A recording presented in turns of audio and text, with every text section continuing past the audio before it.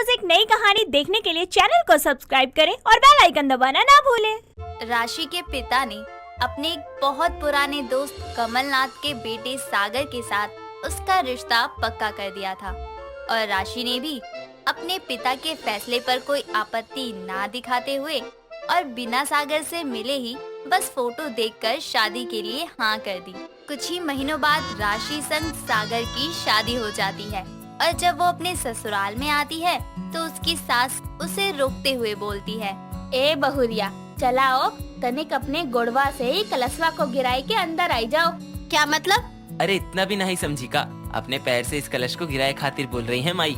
राशि शहर में पली बड़ी लड़की थी और जब शादी करके देहाती इलाके में आई थी और साथ ही उसका ससुराल कोई आम ससुराल नहीं बल्कि भोजपुरी ससुराल था जहां उसको किसी की बोली ही समझ नहीं आती थी।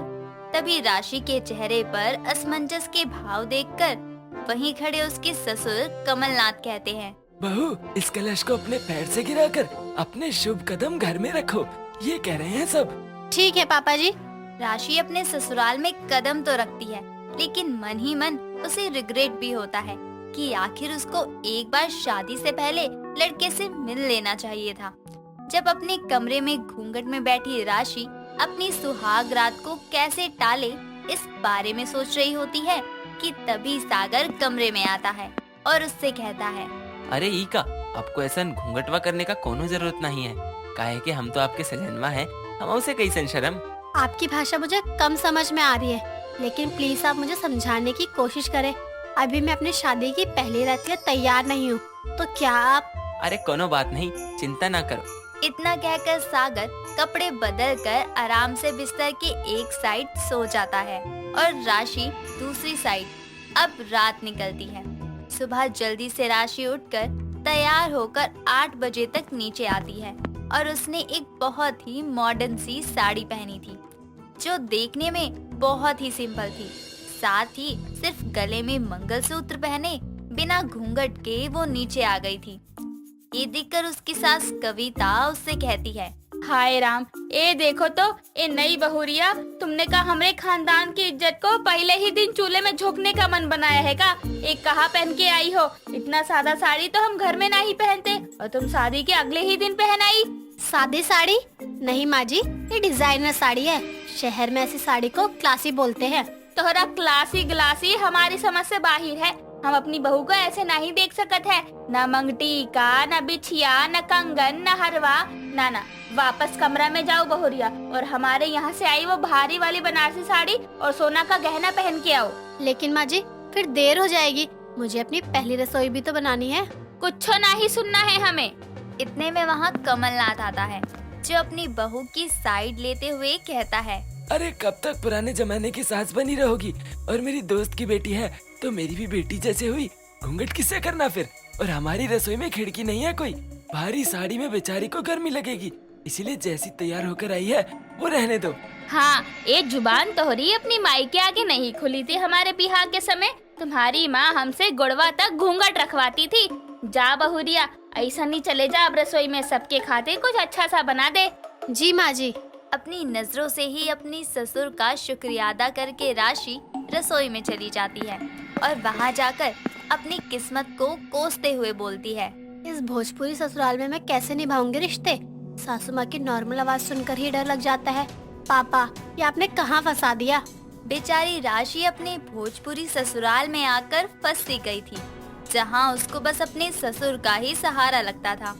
अब अपनी पहली रसोई में वो सबके लिए हलवा बनाती है और जब बाहर सबको नाश्ते में सिर्फ हलवा परोसती है तो ये देखकर कविता और सागर उससे कहते हैं, अरे एका बहू, खाने में कुछ और नहीं बनाया? भात, सब्जी, तरकारी और चटनी कहाँ है? ये हलवा से पेट भरेंगे का सब? हाँ, और हमको तो सुबह सुबह नाश्ते में चोखा और धनिया पुदीना की चटनी ही चाहिए होती है। पर माँ जी, पहली रसोई में तो सिर्फ मीठा बनाते हैं ना? तोहरी बात ठीक है, लेकिन हलवा बनाने के बाद तो कछु और बना लेती। अब बतावा, सब हलवा खाकर तो पेट ना ही भर सकत है ना? अरे तो शादी के अगले ही दिन उस बेचारी से काम करवा लो, हलवा बना दिया शगुन के लिए, बाकी खाना तुम बना लेना। या तुम्हारी बेटी रिंकी कहाँ है, उससे कह दो बना लेगी। ए रिंकी आके तो गोड़ तोड़ने हैं हमें अभी। और आप अपनी बिटवा की शादी के बाद भी हमऊ को काम करना है तो काहे खातिर बहू लाए हैं हम। हमारे सामने ना ज्यादा बोलबे ना करो आप, ना तो खोपड़िया तोड़ दे तोहार। बहुते ही बहू के हितैषी बन रहे हो। राशि ये सब देखकर और सुनकर थोड़ी सी डर जाती है, क्योंकि अब तक वो जिस माहौल में रह रही थी वहाँ आराम से प्यार से एक दूसरे से बात करते हैं, लेकिन भोजपुरी भाषा तो प्यार में भी लड़ाई जैसी ही फीलिंग देती है।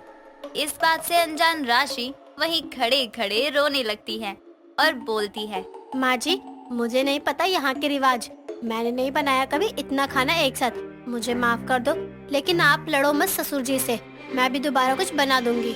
राशि रोते हुए वहाँ से चली जाती है और ये देखकर कविता सबसे कहती है, हम कुछ ज्यादा बोल दिए क्या? ए जी, बहुरिया तो रोने लगी और हम आपसे कहाँ लड़ रहे थे, ऐसे तो हम रोज आपसे बोलते हैं। तुम्हारे भेजे में बात कहाँ घुसती है? अरे बहू शहर से आई है, कम से कम उसको इस घर में एडजस्ट होने का समय तो दो। तुम तो पहले ही दिन से हिटलर सास बन गई हो और उसको हमारी भाषा समझने में कितनी दिक्कत होती होगी, इसीलिए मैं उससे हिंदी में बोलता हूँ। तुम भी कोशिश करो आराम से बोलने की। हाँ ठीक है, अब ज्यादा ज्ञान ना पेलो हमरे आगे। फिर शुरू हो गई। ए, तू यहाँ बैठा क्या हलवा ठूस रहा है? तुम्हारी पत्नी रो रही है, जाकर चुप कराओ। शादी खाना ठूसने के खातिर किए हो? जाओ बकलोल कहीं के। जा रहे हैं। हाँ जाओ, और हम जरा ये रिंकिया को उठाएं। सागर अपनी पत्नी राशि के पास जाता है और उसको रोता हुआ देखकर उससे कहता है, राशि जी, हमारी माई के, मेरा मतलब माँ की बात का बुरा मत मानिए। शायद हमारी भाषा के कारण आपको लगा कि माँ गुस्से में बोल रही हैं और पापा से वो लड़ नहीं रही थी। माँ पापा रोज ऐसे ही बात करते हैं। लेकिन मैं ऐसे बात नहीं करती ना, मेरे घर में सब आराम से बात करते हैं और मुझे यहाँ के बारे में कुछ नहीं पता, कैसे क्या होता है, क्या पहनते हैं, क्या खाते हैं। मुझे यहाँ बहुत दिक्कत हो रही है। राशि जी, मानता हूँ आपके लिए सब नया है, लेकिन अगर आप सच्चे दिल से सब सीखना चाहोगी ना, तो देखना बहुत ही कम समय में आप हमारे इस भोजपुरी माहौल में ढल जाओगी। सागर राशि को समझा ही रहा था कि तभी उसके कमरे में कविता अपनी बेटी रिंकी के साथ आती है और उससे कहती है, हाँ बहुरिया, हमको भी तनिक माफ कर दो।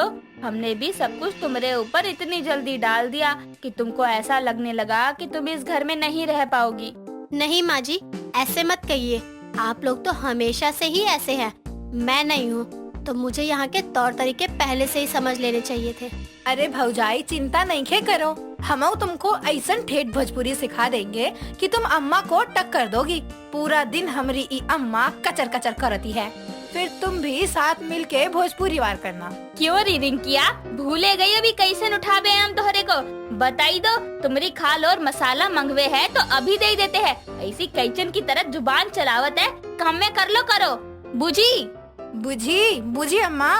अपनी ननद और सास की ये नोकझोंक देखकर रोती हुई राशि हंस देती है। ये देखकर तीनों खुश होते हैं, जिसके बाद कविता अपनी बहू को रसोई में लेकर जाती है और वहाँ उसे सबके सामने बहुत सारा खाना थोड़ी ही देर में बनाते देख राशि बहुत इम्प्रेस होती है। समय के साथ कुछ ही महीनों में राशि अपने भोजपुरी ससुराल के रंग में ढल जाती है और एक सुबह सागर को ऑफिस के लिए खाना देते हुए उससे कहती है, का हो, ई टिफिनवा यहीं भूले जा रहे हो? बाद में ऑफिसवा से फोन लगा के कहोगे, का हो राशिया, हमरे को खाना काहे नहीं दिया आज? पकड़ो इको, हमरे को बहुत काम है। राशि को भोजपुरी रंग में रंगता देखकर सागर मुस्कुरा देता है और उसके हाथ से लंच का डब्बा लेकर वहाँ से चला जाता है।